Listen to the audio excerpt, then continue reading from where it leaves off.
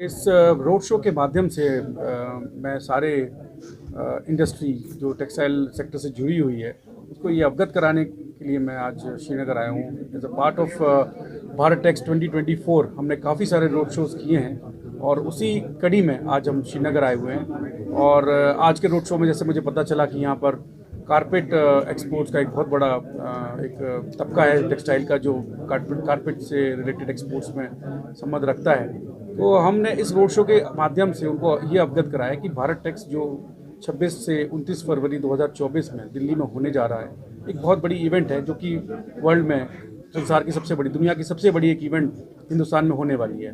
तो इस road show के माध्यम से यहाँ के एक्सपोर्टर्स को, यहाँ के टेक्सटाइल एक्सपोर्टर्स को हम लोग ये रिक्वेस्ट करने आए हैं कि वो आए, इसमें पार्टिसिपेट करें, क्योंकि इसके माध्यम से वो दुनिया के कोने कोने में उनके प्रोडक्ट्स को वो पहुँचा पाएंगे। क्योंकि हमारा ये मानना है कि 40 देशों से बायर्स और इस इवेंट में पार्टिसिपेट करेंगे और इस तरह से इनको बहुत अच्छे बायर्स मिलने की चांसेस हैं। इसलिए हमने इसको रिक्वेस्ट किया कि आप आएँ और पार्टिसिपेट करें।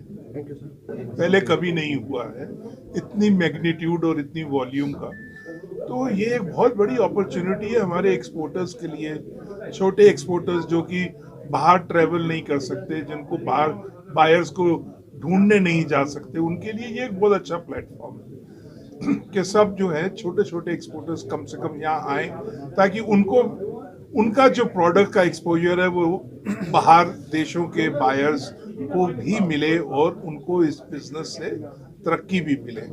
तो ये जो गवर्नमेंट का इनिशिएटिव है, इसकी प्रमोशन सरकार अपने नेशनल लेवल पे कर रही है और इंटरनेशनली भी इसको इतना बढ़ावा दिया जा रहा है कि बहुत अच्छा एक ये प्लेटफॉर्म सामने आएगा।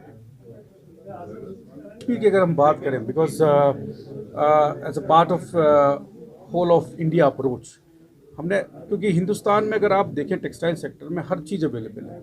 आप कहीं दूसरे देशों में हम लोग जाते हैं, हम देखते हैं कि वैल्यू सेगमेंट अगर फार्म टू फाइबर और फैब्रिक हम बात करते हैं फॉरेन, तो पांचों सेगमेंट में अगर हम देखें तो हर एक सेगमेंट हिंदुस्तान में अवेलेबल है। यहाँ पर रॉ मटेरियल भी है, यहाँ गारमेंट्स भी बन रहे हैं। अगर हम बांग्लादेश की बात करें, आज हम कहते हैं कि बांग्लादेश में कपड़ा बहुत बन रहा है, लेकिन वहाँ कपड़ा बन रहा है लेकिन रॉ मटेरियल तो इंडिया से जा रहा है। तो अगर कपड़ा वहाँ बन सकता है तो इंडिया में क्यों नहीं? तो हमारा एक कोशिश है इस भारत टेक्स के माध्यम से कि सारी इंडस्ट्री को एक प्लेटफॉर्म पर लाएं, तो हम सब मिलके एक दूसरे की प्रॉब्लम्स को सुने, उसका सॉल्व भी गवर्नमेंट करेगी, प्लस उनको हमें इंटरनेशनल मार्केट भी दिलाना है। तो ये भारत टेक्स इसलिए कोशिश, अगर हम जम्मू कश्मीर की बात करें, क्योंकि now Jammu Kashmir is going to be a valley of growth.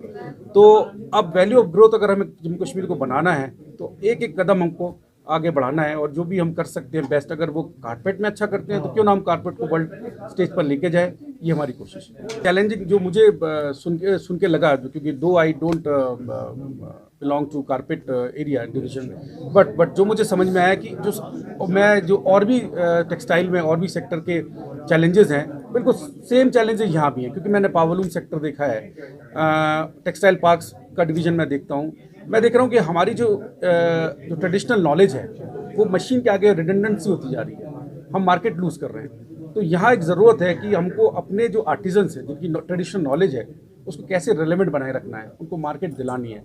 इसके लिए ज़रूरी है कि हमें ट्रेनिंग इंटरवेंशन भी लगेंगे, साथ साथ हमें मार्केटिंग की भी स्ट्रेटजी बनानी पड़ेगी, ताकि जो हाथ से बने हुए कारपेट है एक अपने आप इंटरनेशनल वैल्यू उसकी हमें साबित करनी पड़ेगी, क्योंकि बड़ी मुश्किल से बनते हैं, मशीन के आगे कुछ नहीं है, लेकिन हमको साबित करने के लिए एक अच्छी मार्केटिंग स्ट्रेटजी बनानी पड़ेगी। एज अ मिनिस्ट्री अगर हम कहें तो हमारे पास तो ऐसे कोई इंसिडेंस नहीं है, रादर हमारे पास ऐसे प्रपोजल जरूर आ रहे हैं जो कि आपके जम्मू कथुआ वगैरह में इन्वेस्टमेंट करना चाह रहे हैं। It's good for Kashmir, people are now asking कि हमें वहाँ लैंड दिला दीजिए, we want to invest, we want to create employment for the people there.